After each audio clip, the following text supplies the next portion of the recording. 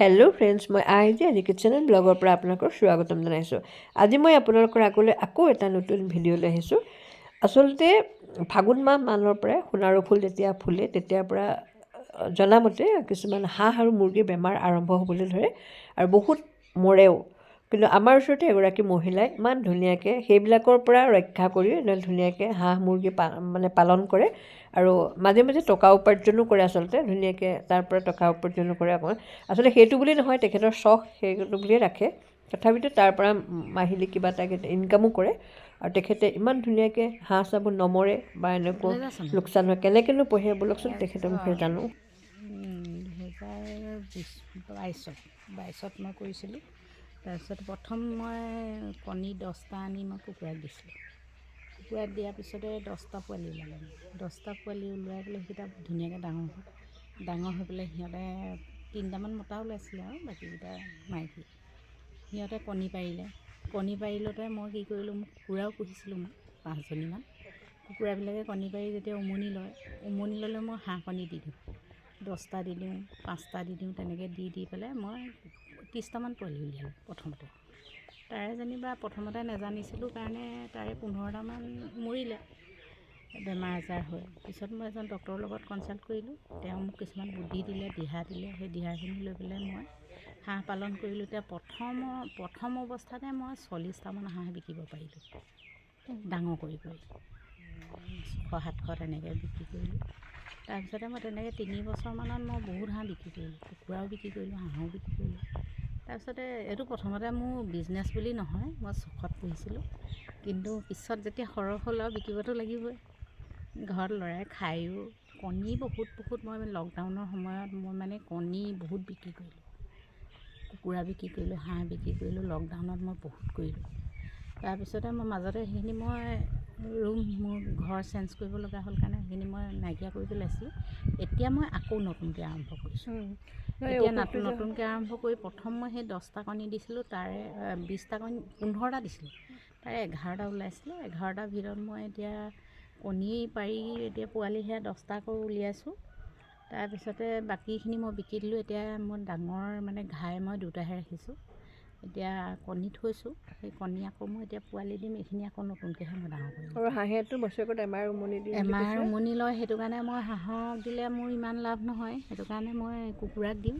কুকুৰাক 5টা, 6টা, 10টা এনেকৈ উলিয়াই থাকে। তেনেকৈ কৰি পেলাই মই আকৌ এতিয়া আৰম্ভণি নতুনকৈ কৰিছোঁ। সেইটো বুদ্ধি কৰি পেলাই উলিয়াব পাৰি সোনকালে। উলিয়াব পাৰি সোনকালে। তেতিয়া বছৰটোত বহুতখিনি হাঁহ কৰিব পৰা যায়। আৰু হাঁহক দিম বুলি উমনি ভাবিলে বেছি কৰিব পৰা নাযায়। কুকুৰা এতিয়া মাহে মাহে কণী পাৰি থাকে। সিহঁতে 2 মাহৰ মূৰে পোৱালি উলিয়ায়। তেতিয়া কুকুৰাক দিলে কি হয়, সিহঁতে ভালকৈ উঠাবও পাৰে।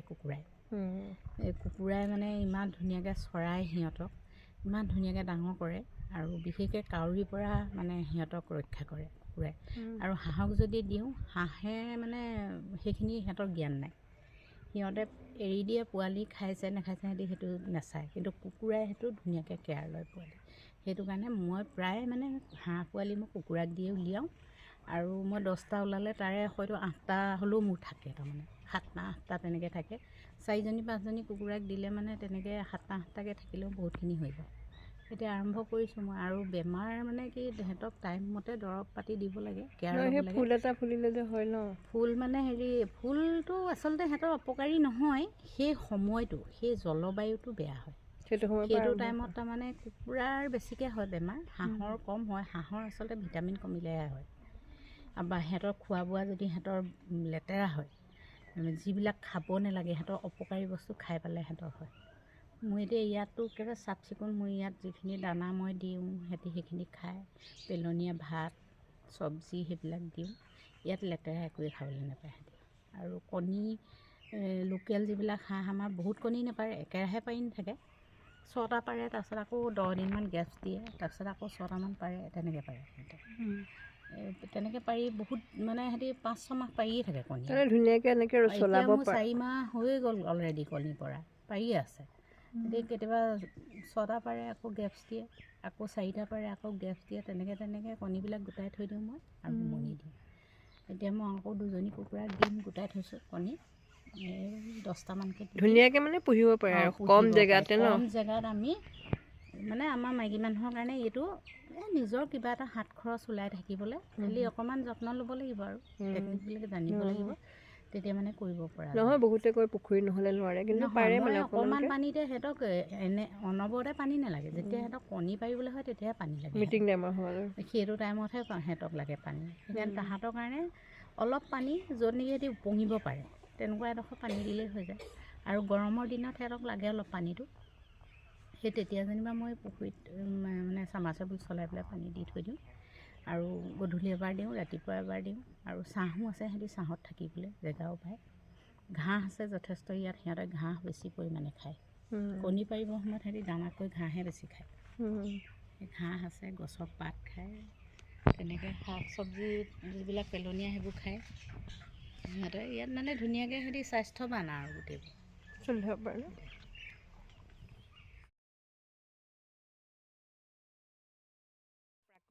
আৰু মই তেখেতৰ ঘৰৰ পৰা হাঁহকেইটা ধুনীয়া দেখি পেলাই 2টা নিলোঁ আৰু এতিয়া যে মুৰ্গীবিলাক বেমাৰ হয় ন তেখেতেনো কি কৰিবলৈ ইমান ধুনীয়াকৈ মোৰ পুহি আছে মই আপোনালোকক অকণমান জনাওঁ আৰু তেখেতে মুখেৰে শুনক কি কৰে আচলতে মুৰ্গীবোৰ মোৰ হাঁহ পোৱালিবোৰ ওলালে বা মুৰ্গী পোৱালিবোৰ ওলালে মই প্ৰথম যেতিয়া পানী দিওঁ সিহঁতক গৰম পানী দিওঁ কুহুমীয়া পানী দিওঁ আৰু তাত অলপ খোৱা হালধিটো মিক্স কৰি দিওঁ সেইটোৱে সিহঁতৰ ইমিউনিটি ছিষ্টেমটো ষ্ট্ৰং কৰে আৰু সিহঁতক বেমাৰৰ লগত যুঁজিবলৈ সিহঁতক শক্তি যোগায় আৰু মাজে মাজে মই দানাৰ লগতো সিহঁতক অকল মই হালধিহে দিওঁ যেতিয়া সিহঁতে অলপ বেমাৰ হয় তেতিয়া মই এটা দৰৱ দিওঁ সিহঁতক বেমাৰ মানে ডেকা মানে ডাঙৰ ডেকা হৈ পাখি গজে আৰু সেইটো সময়ত এটা দৰৱ দিওঁ সিহঁতক খাবলৈ মই সেইটো দৰৱটো খালে মানে সিহঁতে ডাঙৰ হৈ আহিলে কণীও পাৰে সিহঁতৰ বেমাৰ আজাৰবোৰ নহয় আৰু এইটো সময়ত খুব বেমাৰ এটা হয় নহয় সেই বেমাৰটো নহয় বিশেষ সেইটো তাৰমানে আপুনি দৰৱ ফাৰ্মেচিটো পায় সেইটো কাৰণে মানে বেমাৰটো নহ'বৰ কাৰণে আপুনি আগতীয়াকৈ মানে এইটো কৰে আগতীয়াকৈ মই এইবিলাক প্ৰটেকশ্যন দিওঁ মানে সিহঁতক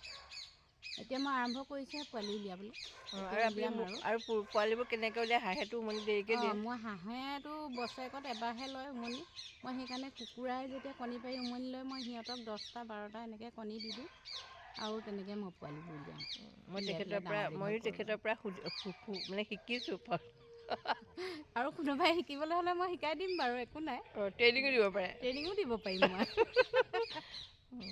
এয়া চাওক হাঁহৰ পোৱালি ধুনীয়াকৈ ৰাখিছে এয়া হালধি মিলাই দিছে ন হালধি কালি মিলাই দিছিলোঁ আজি দিয়া নাই খাবলৈ দিছে পোৱালিকেইটা ভয় খাই গৈছে দেখি মাকজনীকো ভৰাই থয় নেকি ইয়াত মাকজনী হাঁহ মুৰ্গী ৰাখিবৰ কাৰণে কিমান ধুনীয়াকৈ এটা ব্যৱস্থা কৰি লৈছে আৰু ইণ্টাৰেষ্টো আছিলে চব কথাটো আচলতে মানুহৰ ইণ্টাৰেষ্টো হ'ব লাগিব ইয়াতে মুৰ্গীয়ে কণী পাৰিছে আৰু তেতিয়াহ'লে ভালকৈ কৰিব পাৰিলে এটা এক্সট্ৰা ইনকামো হয় এজনীয়ে কণী পাৰি গ'ল এজনীয়ে সোমাই আছে ইয়াৰ ওপৰত হাঁহো থাকে মুৰ্গীও থাকে ন আৰু কণী ইয়াত পাৰে কণী তাত পাৰে সোমাই আছে এজনী এয়া চব উমনি দি আছোঁ কণী পাৰিবলৈ এয়া হয় নেকি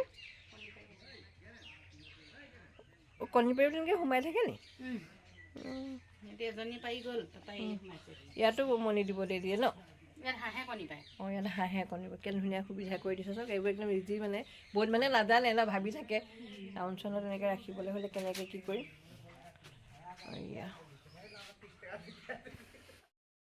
ঘৰ বনাম বুলি মাটিটুকুৰ কিনি থৈছে কিন্তু ঘৰ বনোৱা হোৱা নাই যে সেইকাৰণে ইমান ধুনীয়াকৈ খেতি কৰিছে চব মানুহে আচলতে নোৱাৰে যাৰ ইণ্টাৰেষ্ট আছে তেওঁলোকে সেইবিলাক কাম কৰিব পাৰিব মাটি থাকিলেও কিছুমান মানুহে এনেও পৰি থাকে মুৰ্গীৰ পৰা ৰখাই পেলাই দাঁতিত কল দিছোঁ যেতিয়ালৈকে আচলতে ঘৰটো বনোৱা নাই তেতিয়ালৈকে এনেকৈ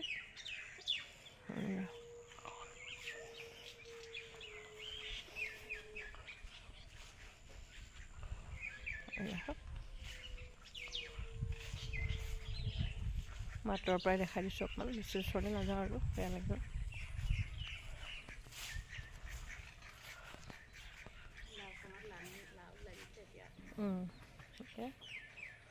আচলতে মাটিকণ এনেই পৰি থাকিবলৈ দিয়া নাই আৰু